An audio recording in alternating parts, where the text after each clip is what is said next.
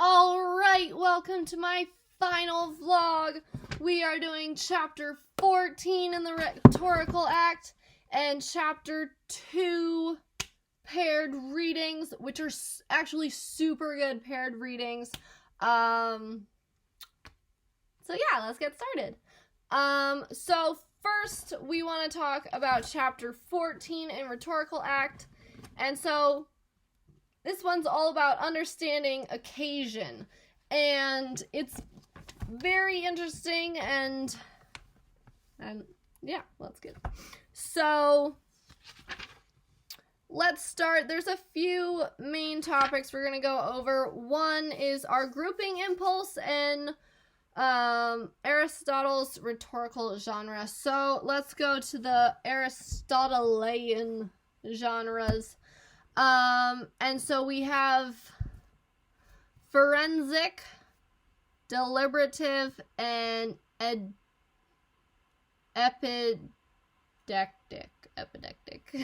one. And so they are kind so the first one of forensic is kind of justice or injustice. It's about the past, it's questions of fact, and the audience is always going to be the jurors. So yeah, and then the deliberative, which is kind of political, it's the future, it's question of policy, and it's going to go to the voters. And then there's epidectic.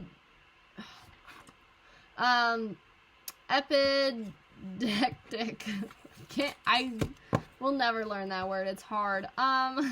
Which is ceremonial, and that's just, it's the present. You're putting praise or blame on someone, and you're questioning the value of something, and your audience is always going to be observers. So there's another thing called rhetorical hybrids that I'm going to touch on. And those are when people need to think outside of the box and kind of almost,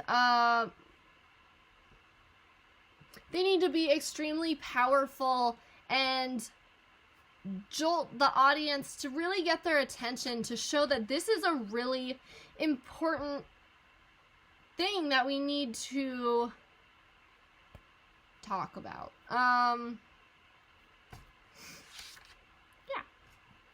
And so then the apologetic genre, which is something that is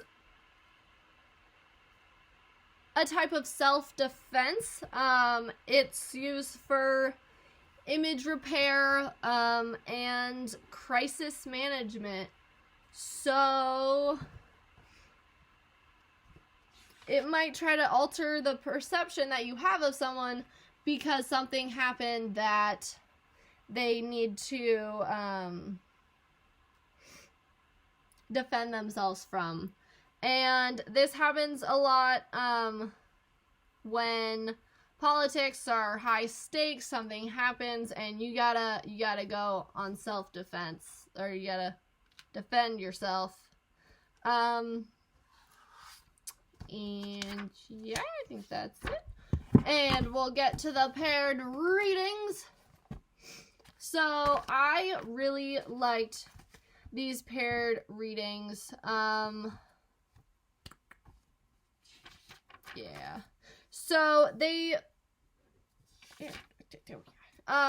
so the first one is by Ariel Levy. It's Woman and the Rise of Raunch Culture, which I am seeing this around me all the time. Raunch culture. And so this woman is talking about how people, feminists primarily, would get extremely offended by these like Playboy type of things, and that men were just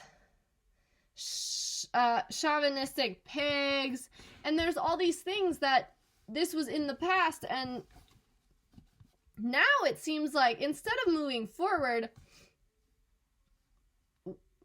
feminism has moved backwards in that we now see female sexuality as a symbol, when in the past we were trying to say that it's not a symbol and that we are intelligent, smart human beings as well as just a pair of boobs. I mean, that's what it is. And so she's saying how, like, Playboy was bad and all this stuff, but now girls are dressing up as bunnies, and they're wearing the Playboy logo, and they're dressing with shirts that say porn star across the front, which I have no idea why anyone would ever want to wear that. I don't know.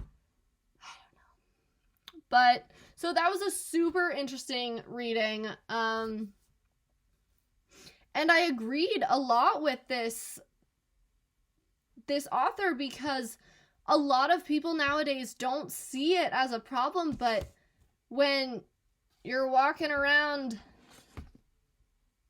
trying to represent female sexuality, not everyone wants to see that, and not everyone should see that. And I think it definitely is a step backwards in feminism when we're trying to say that we are more than just an image. We are a person. We are equal.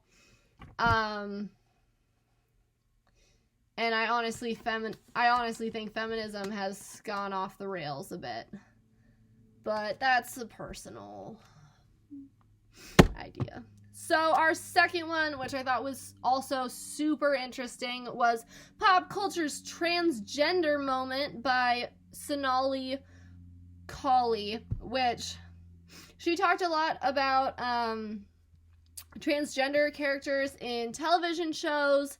And so Orange is the New Black is a Netflix series, and Transparent is an Amazon series, and they were able to really well show how transgender people feel. And it's a whole life. They're a whole character. They're people too. Just like you and me, and we're all just people, just trying to live our life, trying to be who we are. And everyone has struggles, and transgender men, women definitely have struggles, because there's people that aren't accepting of them. There's people that straight up don't like them. But then there's also people that are accepting of them.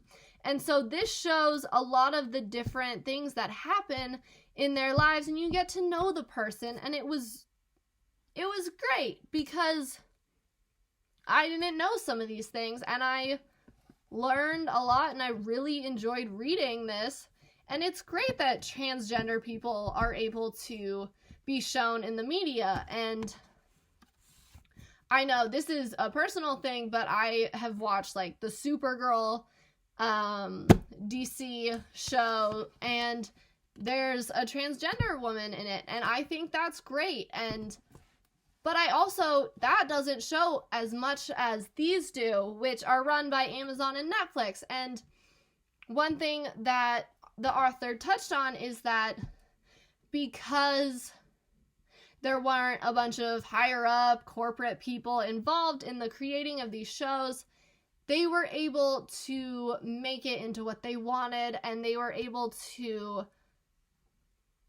make it really realistic. And I hope that transgender people feel really included in the media, because they should be included, and it's a wonderful thing to have it well represented. So that is it. I might as well throw these books away now. Just kidding. But that was my last vlog. I hope I did a good job by telling you what I found was interesting, what I learned, what happened. So yeah, bye.